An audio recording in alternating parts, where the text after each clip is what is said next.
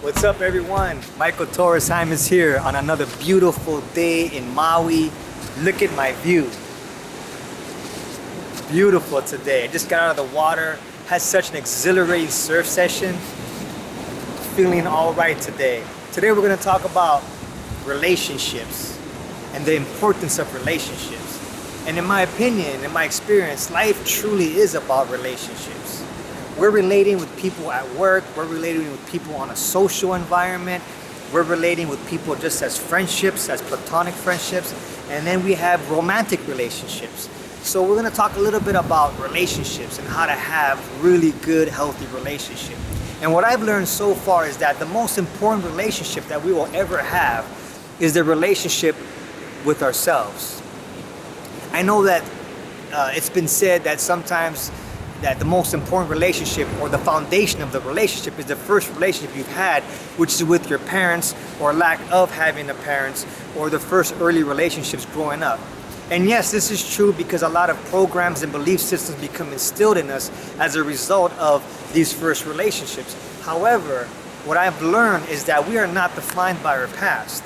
We are defined by what happens now. We are defined by the choices we make now. So I'm learning not to give so much power to how I was raised and the way that I was raised and the relationships that I had or the lack of what I had or how healthy or unhealthy the relationship was, because we can have a tendency of looking back in the past to try to define who we are today and get stuck in the same storytelling of the past that keeps us in the same vibration of who we were or what we did or what didn't work or what was happened or what happened to me or didn't happen to me or what I wish would have happened to me. And that can create a very low vibration of stagnation where we just kind of stay stuck in the same place doing the same things over and over again. So let's let go of the past and let's talk about the most important relationship we can have. And that's going to be with ourselves. How we view ourselves, how we treat ourselves, how we are with ourselves in our personal dialogue that happens in the mind is going to be directly related with how we allow other people to treat us and with how we actually interact with other people. It is also a spiritual instinct to communicate and to coagulate and come together. There's a gravity field that's a spiritual gravity field that pulls us together. There's also a physical gravity field that pulls us together. And so we're always looking for ways to be accepted. And sometimes to be accepted or the fear of not being accepted may result in us putting on various masks, on us creating a certain persona, a certain identity that we think we have to be to get our way or to be accepted or to be loved or to be just liked in general.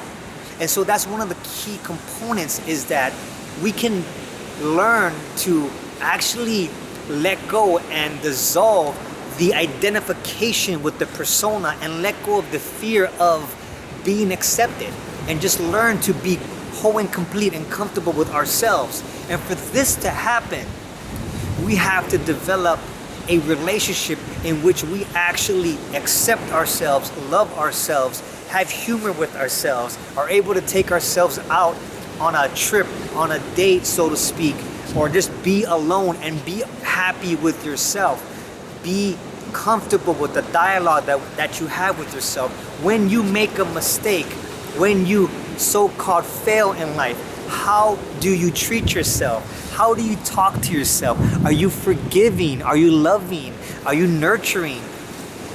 Because that is a degree that we are going to allow other people to treat us. And that's also the degree of how we're going to treat our loved ones.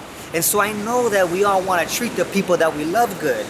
But if we are very judgmental of ourselves, then we're going to be very judgmental of other people.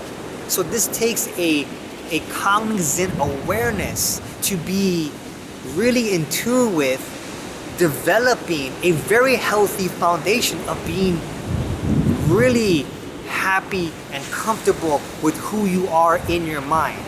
And this will ultimately lead to the most important relationship other than yourself, which is really what life is about, which is the relationship with your higher self. the relationship with the God consciousness, with the source of all creation that is indwelling right now your mind. And so as you begin to build a dialogue and see how you treat yourself, now you can become in tune with building a relationship and seeking guidance from your higher self. You can seek to be guided down the path by listening, by tuning in to the small, still voice that comes in the forms of feelings, that comes in the forms of thought, that adjusts your thinking. If you allow yourself to be open to this beautiful dance of life that happens through you, not as a result of you, but as a result of you allowing it to happen. The most important relationship is with yourself. You are the one. You are the one you've been searching for. Becoming one with yourself and knowing who you are, then you're able to see every other relationship, whether it's a friendship, whether it's a romantic, whether it's a business, whether it's a social, as the one. We get so caught up in looking for the one, but in actuality, what are we really looking for? We're all looking for another us. You're looking for another you, with your beliefs, with your fears, with your ambitions, with your goals. And if you can really pay attention to what you do, what do we all do? Oh, I get that. I like what you're saying. Oh, that makes sense. Oh, I really like him or her. Because why? Because they're thinking and they're saying things that you already believe in your mind about yourself is true.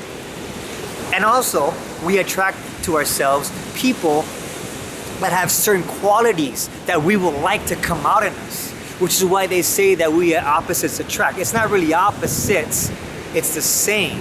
Because if I'm in a position in my life where I need to be more committed in life, why I need to be more free-spirited in my life, why I maybe need to be more able to relax and just enjoy the moment, and I'm not allowing these things to happen, I'm gonna see somebody and I'm gonna be like, wow, I'm attracted to this person because these are qualities I haven't stepped into yet. So let me get socialize with this person because they're gonna complete and they're gonna balance me out. Be careful, my amazing friends, because when you find somebody in life that balances you out, that gives you that balance, that completes you, that becomes your rock, that becomes the air you breathe, that becomes your universe, if they decide to leave, or if they're not there one day, you're gonna be lost. You're gonna be like, oh my God, why am I? That person left me. I need you. Oh my God, don't leave. The qualities that you look for in somebody else, it's cool to see that and allow that and admire that in another person, in a partner. But know that they don't complete you. Allow it to come out of yourself. If you meet somebody who is adventurous and out-spirited or is committed and focused in something that you want to do, yes, it's good to have them be mirror manifestations of you, but know that they don't hold the key to your happiness. Never put the responsibility of your happiness on anybody else, and I guarantee you will have really nice, healthy relationships. And their relationships may come and they may go. That's life. Love them, kiss them, embrace them when they're here. Love them, kiss them, embrace them if they decide to move on, or if the form has to change and things have to move on and go your separate ways. Life truly is amazing. There's so many opportunities and possibilities. There's so much more good that life wants to give you, but it's not going to give you these things if you don't believe you deserve it. If you're holding on to belief systems that are afraid of getting hurt again, that are afraid of failing again, that are afraid of, I know what I want the one, but I've been duped before, you're gonna hold that vibration in you and you're not gonna allow yourself to be open to the gift that the universe wants to give you. It starts with you and your personal relationship with you. The internal dialogue, the practice of self-awareness, the practice of meditation. And it's not meditation and practice in the sense of, I need this method to wake up and I need to make it really elaborate and hard to wake up, because then that's a trick of the ego as well. The ego likes to make everything really, really hard. It's kind of part of our cultural upbringing in the United States. Everything has to be hard. And I get that. Some things do take some time and skills to develop. Talent is natural. Skill is developed by beating on your craft. I get that. But we don't have to make it hard. We don't have to make things so difficult. It's all in our mindset. We can choose to make things flow easy, flow with. The power is all within us. That is the message today. The most important relationship is with yourself, with yourself. Learn to be happy with yourself. Learn to bring that happiness and that joy, that exuberance, that who you are, the genius, the creativity, the adventurous, the loving, the truthful to everybody else. But you cannot give what you do not have. If you look to get from somebody else what you do not have, you are a taker. We don't want to be takers. We want to be givers. We want to be givers of light. So we have to cultivate that within, inside out. And that takes a little getting used to because we've been conditioned. We've been conditioned to get from out here. We've been conditioned that our self-worth comes from out here. And once we wake up to the realization that our self-worth, who we are, the price tag of who we are, cannot be put on monetary terms on this planet. You are infinitely more valuable than anything on this planet. You have the spark that creates planets in you. How can you put a price tag on that? Do your best to remember that. I know we forget sometimes. I know I forget sometimes. I fall into the quagmire of life.